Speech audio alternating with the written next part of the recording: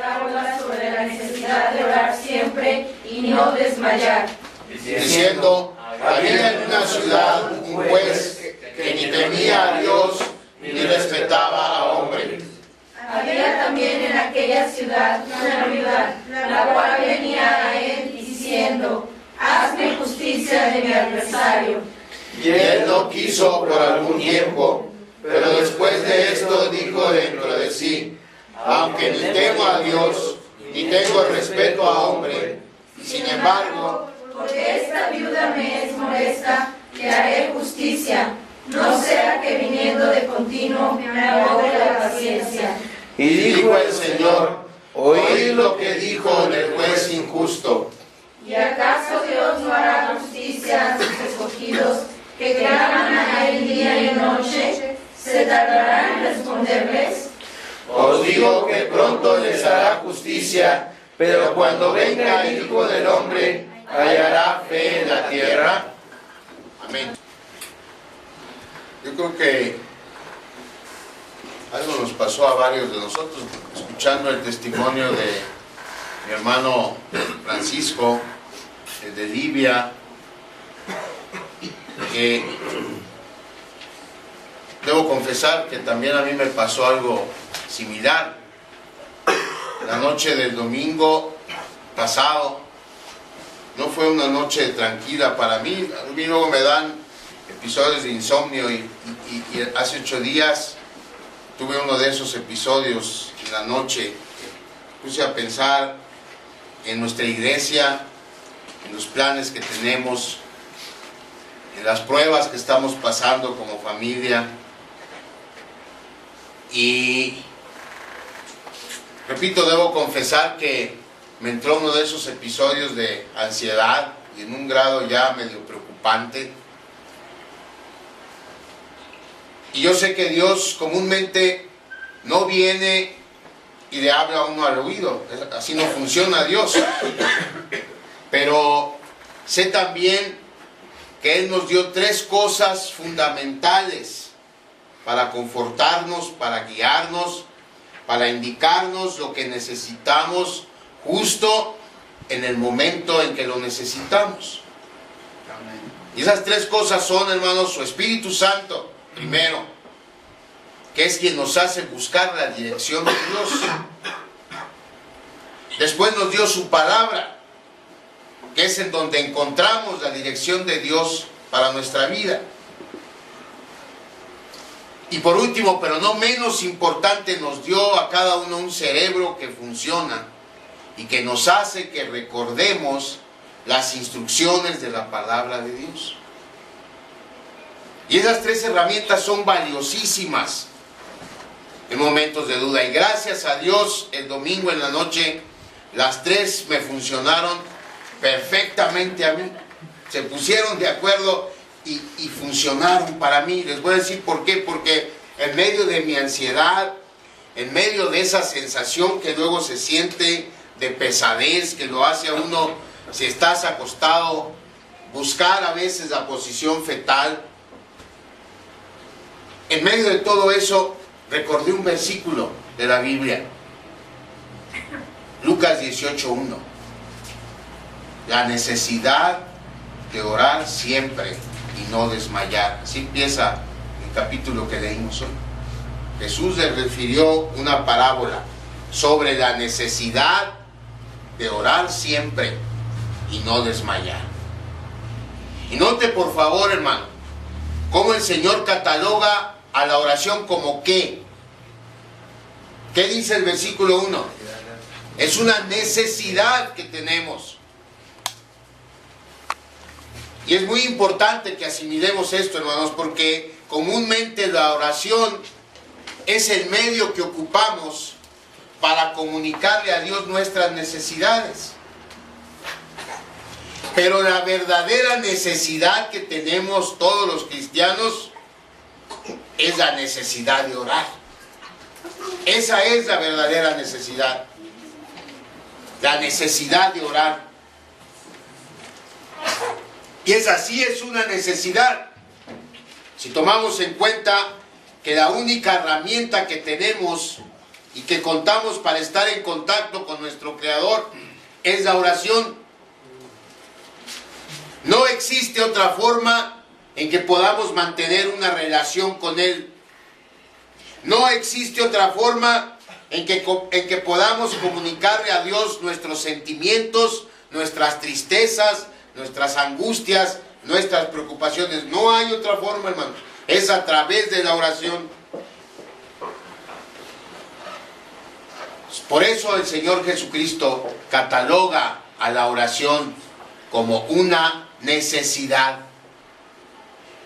Y de eso quisiera que meditáramos en esta mañana. Vamos a orar antes de continuar. ¿Qué nos enseña, hermanos, este pasaje de Lucas acerca de nuestra necesidad de orar?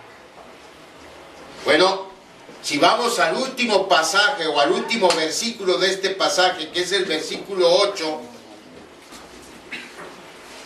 en él el Evangelio se refiere a la consumación del reino de Jesucristo, a los últimos días, al regreso de Jesucristo a la tierra. Dice el versículo 8, os digo que pronto les hará justicia, pero cuando venga el Hijo del Hombre, pregunta el Señor, ¿hallará fe en la tierra? Esa es la pregunta.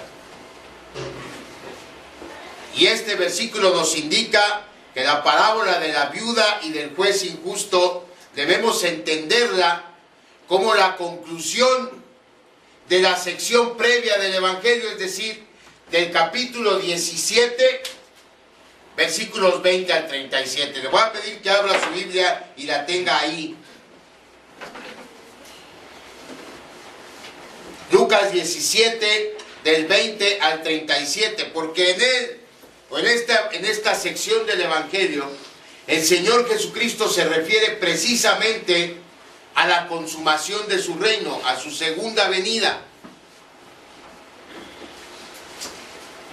En el versículo 20 que inicia esta sección, los fariseos le preguntan ¿cuándo habría de llegar el reino de Dios? ¿Sí o no? Bueno, lo que quieren decir ellos, porque así entendían los fariseos la Escritura y la profecía, es cuándo iba a llegar el Mesías para derrotar a los enemigos de Israel, restaurar el trono de David y traer justicia y paz a la tierra. En realidad, eso es lo que le están preguntando a Jesús. ¿Cuándo va a pasar eso? ¿Cuándo va a llegar el Mesías y nos va a librar de los romanos y vamos a ser otra vez el Israel del tiempo de David?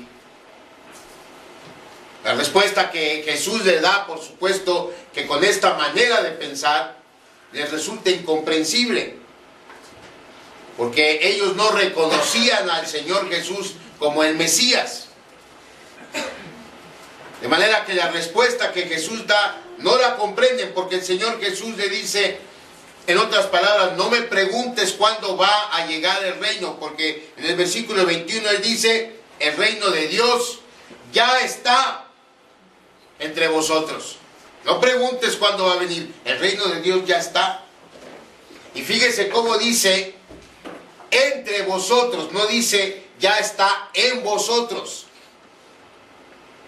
Y la expresión que usa entre vosotros se refiere o tiene su raíz porque desde su llegada a este mundo el reino de Dios se estableció, hermanos. Pero en tanto no se consume al final de los tiempos, este reino de Dios solamente es visible para aquellos que hemos entregado nuestra lealtad a Jesucristo. Amén. Para los demás, el reino de Dios sigue siendo un reino incomprensible, un reino invisible. No obstante, en la consumación del reino, cuando el reino se establezca ya para siempre y comienza el reinado eterno de Jesucristo, entonces sí, el reino de Dios va a ser evidente para todos, creyentes y no creyentes. Hoy tenemos que predicar el reino de Dios, nosotros que ya lo vemos y que vivimos en él. ¿Por qué? Porque el Señor nos lo encargó, porque es a través de nosotros que la gente que no conoce de ese reino va a enterarse de Él. Por eso es la gran comisión. Pero cuando se consume el reino, hermanos, entonces no vamos a tener que predicar. Porque ese reino va a ser evidente a todo el mundo. Fíjese lo que dice el versículo 24. Porque como el relámpago que al fulgurar resplandece desde un extremo del cielo hasta el otro, así también será el Hijo del Hombre en su día. Cuando el Señor Jesús regrese, no le vamos a tener que decir a nuestro vecino, a nuestro familiar, mira, ya llegó Jesús. No, todo el mundo lo va a ver. Pero antes, dice el Señor Jesús en el versículo 25, deberá padecer mucho y ser rechazado. Ese rechazo a Jesucristo y al Evangelio fue evidente en su muerte y sigue siendo evidente en nuestros días. La gente hoy está como el Señor Jesús dijo que estaría en los versículos 26 al 28 de Lucas 17. ¿Cómo está? Ocupada en sus negocios, ocupada en sus asuntos, comiendo, bebiendo, comprando, vendiendo, dándole importancia a todo menos a las cosas de Dios. Así estamos hoy. Ahora, eso no quita que la gente no comprenda el reino de Dios, que no tenga interés en el reino de Dios, no quita la realidad del reino de Dios. Y la seguridad de que un día será establecido para siempre. Nosotros como cristianos lo sabemos, así es que debemos estar listos, hermanos, firmes, no desanimarnos, menos regresar atrás. Porque de acuerdo a la Biblia, el que pone su arado o su mano en el arado y voltea para atrás, no es digno del reino. Fíjese qué duro.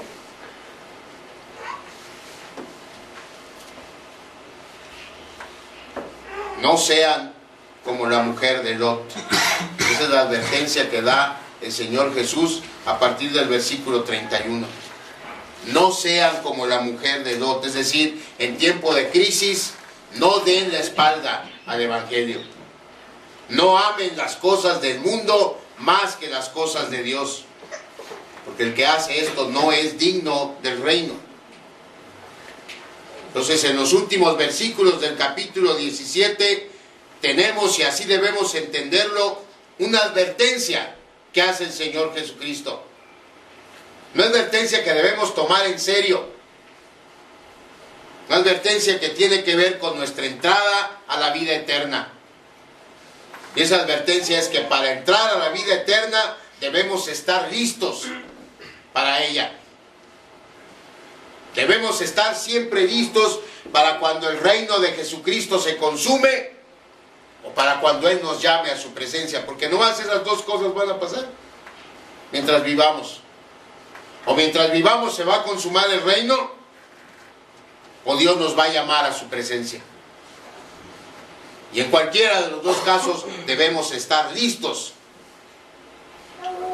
Porque la diferencia entre ser dejado fuera y entrar en el reino, la razón por la que en los ejemplos que cita ahí en los últimos versículos del capítulo 17, el Señor, unos se quedan y otros se van. Si leen ahí los versículos últimos,